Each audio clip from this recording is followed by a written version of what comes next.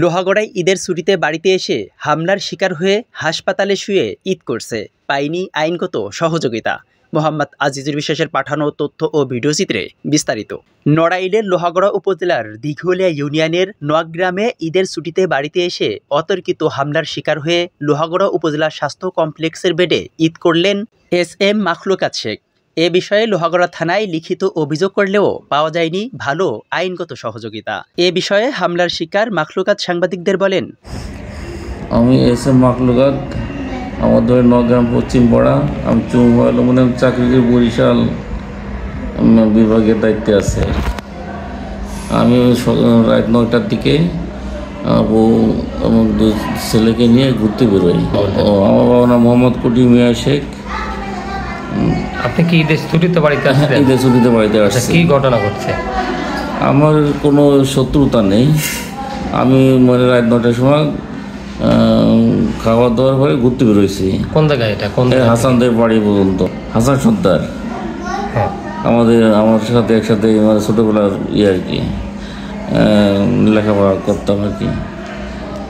তা আসার পরে ওইখান থেকে এই মধু সর্দারের বাড়ি গেট অর্থাৎ স্বামীমের দোকানের সামনে আসলে আমাকে অতর্কভাবে হামলা করে। ওইখানে ওই সর্দার নেতৃত্বে ওকে হামলা করে। কারা কারা হামলা করলো, আপনি কাদের চিনতে পারলেন? ওইখানে হামলা করে আশরাফুল, হিমাদ্রি সর্দার, ওই পলাশ, ফিরোজ, কবির সর্দার, তারপরে সে ওই কতজন ছিল আনুমানিক?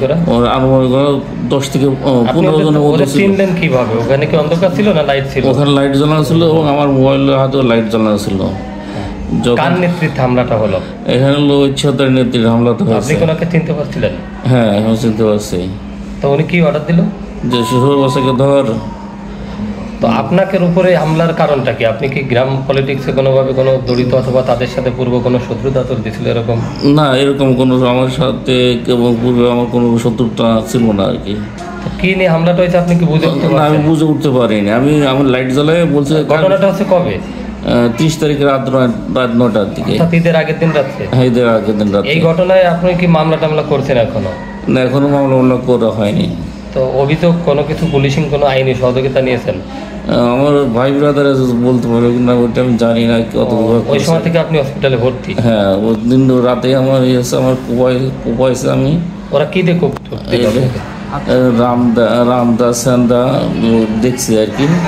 আমার এই কোপদার ওই পিঠে আর হলে যে বাড়ে হয়েছে লালন, পলাশ, এটা ফিরোজের হাতে রামদা ছিল। এই ঘটনার থেকে আপনি অনেকে আমি চিনি না। মাথা মানে এমনভাবে মাথা দিয়েছে 10 ঘন্টা বাড়ি। অনেকে মানে মাথার বাড়িতে আমি অন্ধকার হয়ে গেছিলাম। অনেকের পরে আর মানে আরও 10-15 জনের ভিতরে আর মহিলারাও ছিল। আমার স্ত্রী ছিল, সাথে আমার 2 ছেলে ছিল। আমার ছেলেকে ফেলে দিয়েছে। আমার ওয়াইফের গহনাঘাটি ছিল, তা ওরা ছিনতাই করে নিয়ে গেছে কলার থেকে। এ বিষয়ে ওহিদুর সর্দারের সাথে মুঠোফোনে কথা হলে মাখলুকাতের উপর হামলার ঘটনা স্বীকার করে তিনি জানান, ওই মাখলুকাতদের দলের লোক হলো মোটে 10, আর আমার দলের লোক আছে 110। মাইকে আসার পরেই তখন ওরা ওই আক্রমণের পরিকল্পনা নিলে পরিকল্পনা নিলে ওরা বাড়ি থেকে বেরোয় পাইছে মাখলুকাতদের। আর পাই মাখলুকাতদের মারিছে। এটা এ ঘটনায় লোহাগড়া থানার ভারপ্রাপ্ত কর্মকর্তা ওসি মোহাম্মদ আশিকুর রহমানের সাথে মুঠোফোনে কথা হলে তিনি বলেন, অভিযোগ পেয়েছি, তদন্ত করে আইনগত ব্যবস্থা গ্রহণ করা হবে। ইমাম হাসান, ই টেলিভিশন।